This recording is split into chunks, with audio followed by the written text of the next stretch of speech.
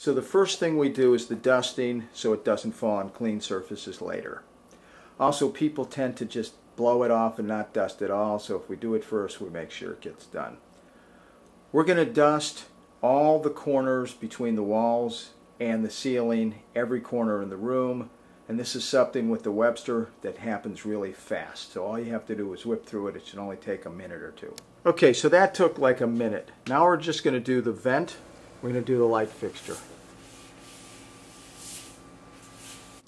Part of the dusting is doing on top of the windows and the door casing. What you want to do is go back and forth 3 times so you know you've got it. Take your finger and wipe it and test and see if there's any dust on it. Alright, so the next thing we're going to do is we don't clean the window glass, but we do clean the frames of the windows. And usually the frame itself is not dirty except on the top where the sash, top sash meets the bottom sash. So here, so we're going to wipe it with a streak free, and if it needs a magic eraser, we'll use one. But it's real important to get the latch, all parts of the latch, the corners of the latch, move the latch to get the dirt underneath it and really have it clean. Okay, the next thing we're going to do is we're going to open the window and we're going to do, if there's a sill, we clean the sill. This doesn't have a sill, but it does have a really filthy part between where the window closes and the screen. So we're going to take the magic eraser and we're going to clean that first. And that does it great. And almost any time we use the magic eraser, we come back with the streak free. The streak free just gets all the dirt off. The magic eraser loosens the dirt, takes a bunch off, but it doesn't really get it perfect. We decided the window wasn't clean enough. In here, there's still dirt. So we're coming back with the vacuum. So we're going back with the streak free, just around those edges, just to get it perfect. Most of the time it's not this bad and it's usually dusty. This is kind of wet, so it doesn't vacuum up as easy. So that got this really dirty. We're going to rinse it out right away. These things clean up great. You just put it under the water. And it will get These things are really fragile, so you don't want to go crazy wringing them out. You want to be kind of careful. This isn't. The streak free you can wring out however you want. You can break the magic erasers wringing them out too hard. They'll crumble. We don't clean the mini blinds because it takes forever, but we do vacuum behind them if they have cobwebs, which they usually do. Next thing we're going to do is the baseboards. Most of the time, the baseboards are not that dirty, and all you got to do is take a streak free and wipe them. And when you wipe it, you wipe kind of the top edge most. You want to make sure that streak free is clean or you get dirt on the wall. Okay, so cleaning the baseboards, we take a streak free. If it's really dirty, we take a magic eraser, but most of the time you can just go over it with the streak free. You want to concentrate on the top, and it's fast. You can whip through this very quickly. Just wipe the surface on the bottom and you're done. If receptacle covers are dirty, we clean them. So generally a streak free will do it. We're also going to hit all the light switches. They usually need them. They're usually dirty. Doors, they're usually dirty only right around the handles. So you only do what's dirty. No reason to do the whole door. And the bottom of the panels usually gets dirty. The rest looks fine. If they're dirty, do the whole thing, but most of the time the dust just settles there. Okay, all the closet shelves, you want to make sure you wipe them down with a streak free. And when you're doing walls, make sure you do the walls in the closet as well. The walls are the hardest thing to clean, and if there is blue tape on a wall, that means we're painting it, and don't bother cleaning it. So here's a mark on the wall, and the way we clean it, we don't just go any which way, because that arc is going to show. It's going to flash later. So you want to go horizontal back and forth. So when you do this, you wipe it in a neat rectangle. You want to hold the magic eraser flat, just like he's doing with this in his hand. You don't want to bunch it up or you'll just break it up. So you just stay on that mark and go back and forth until it disappears. Now once it's gone, you take a streak free and you go over that, because now that dirt is dissipated but it's still on the wall. You got to get it off. So cleaning the bathroom, the first thing you're going to do is shoot the Webster around to get all the dust off.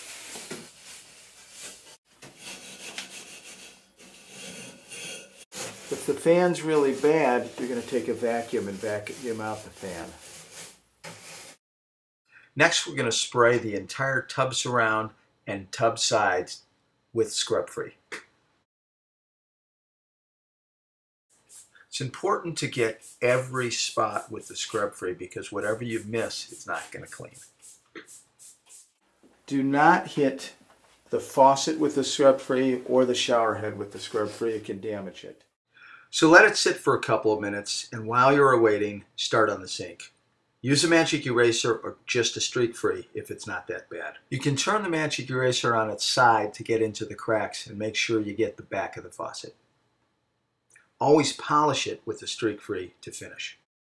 Now we're going back to the tub, and we're just going to go over it with the green Scotch-Brite. You don't have to go too crazy because the Scrub Free is supposed to do it without anything.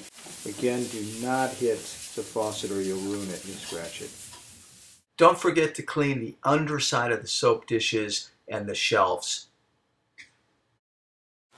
The grout, if it's filthy, scrub it a little bit, but you're not going to get it super clean, so don't go nuts on it. We'll take bleach if it's not coming out. The way you know it's clean is you feel it with your hand, and if it's smooth, it's clean. Okay, so he's wiped down his tub, and we're going to check it out, see if it's actually clean. Looks pretty clean. Let's check this. And no, this isn't clean enough, so we're going to go over it. Because he couldn't see it. He was reaching up there, he got all the surfaces, but he didn't really get it clean. So now we're going to hook up the hose. There's little grooves, and these prongs go in the groove, and then you push it in and turn it. These little prongs go in the grooves, and then it turns this way, which is clockwise. You turn on the shower all the way, you put up the diverter, and then there's just like a kitchen faucet. And now we could come and spray this whole thing off. You have to turn the water off and spray the water out of the hose first before you remove the hose, or else the valve gets stuck open and it sprays all over the place when the tenant turns on the shower. Press the hose in and turn counterclockwise to remove it. Then turn the shower on to make sure the valve is not stuck open.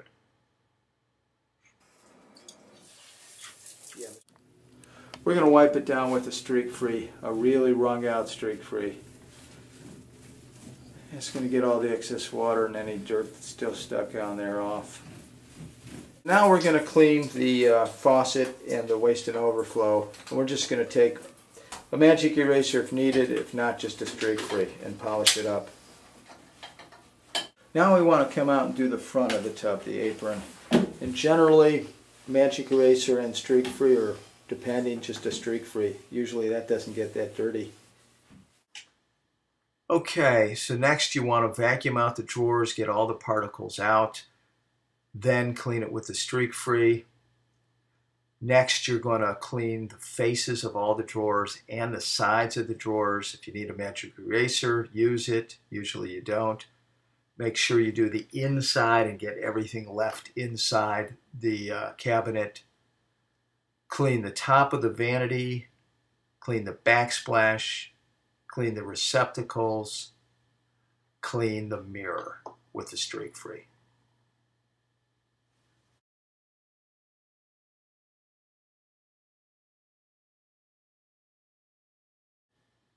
Next, we're going to clean the toilet. We'll use a green scrubby, clean inside the hole, clean around the rim, then clean every surface of the toilet, including the hinges, the toilet seats, the tank, the base, and in between the tank and the base. The last thing you do is the floor. And you start with the magic eraser and you scrub it really well. You make sure you get all the corners, you get behind the toilet. If stuff's not coming up, you can use a green scrubby, and then you finish it with the streak-free. The only thing we leave in apartments is the shower curtain, the mini blinds, and we leave all the picture hooks on the wall. We don't remove them. Everything else put out the door. If the cover to the furnace filter is off, replace it. Dust the inside of the closet with the Webster. Then vacuum anything that needs to be vacuumed. If there's a lot of dust built up, it's just easier to vacuum it. You can also vacuum the top of the water heater and the top of the furnace. The Georgium gets really dirty sometimes. Then wipe down the top of the furnace with the streak-free. Wipe down the top of the water heater with the streak-free. And the last thing is clean the floor with a magic eraser and a streak-free. In the living room, you do everything you do in the bedroom. You dust with the Webster, you clean the window frames, you open the windows and vacuum the sills, you clean the baseboards, and you clean off all the marks on the walls. Like any room, we start with dusting first with the Webster. We're going to dust the light fixtures. On this fixture, we need a magic eraser and a streak-free. We're going to jump up on the counter and check on top of the cabinets to see if they're dirty, and we're going to clean them. We might even need a degreaser. Sometimes they're really bad. With the cabinets, it's important to get every surface, including the sides of the doors, the inside shelves, which you might have to vacuum, the stiles and rail faces, the inside of the doors. Just like the bathroom, you do the drawers, you vacuum them, and you clean them with the streak-free. With the stove, you want to remove the knobs first and clean the back panel really well. You want to lift up the top if it comes up and clean underneath it. This top doesn't come up. You want to do all the surfaces, and you want to open the drawer and take out any pans they left and get rid of them. If there isn't a counter on both sides of the stove, then pull the stove out and clean the floor underneath it. Clean the outside of the dishwasher. The inside is usually pretty clean because it washes itself, but still open it up and check it out to make sure it's not dirty. You want to clean all surfaces of the refrigerator inside and out, including the top, the sides, the handle especially. You want to pull out the refrigerator and clean the floor underneath it. You want to use the magic eraser, but it's really important to use the streak-free and go over it because it will remove all the moisture. You want to have a really wrung out streak-free. You also want to make sure that you clean the gasket. Get a supervisor to help you pull out the restaurant booth so you don't scratch the floor, and then clean the floor underneath it. Also clean the restaurant booth itself with the magic eraser and a streak-free. Use 2 magic erasers to clean the floor, one for preliminary cleaning and a second cleaning with a totally clean magic eraser so it really gets the floor clean. Then when you go over with the streak-free, it's going to clean up really nicely.